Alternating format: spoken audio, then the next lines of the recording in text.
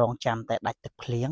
យើងនឹងផលិតត្រួយថ្មីអញ្ចឹងការផលិតត្រួយថ្មីនេះហើយដែលធ្វើឲ្យហានិភ័យខ្ពស់នៅពេលដែលមានត្រួយគឺចាប់ផ្ដើមមានដង្កូវសត្វល្អិតកើតឡើង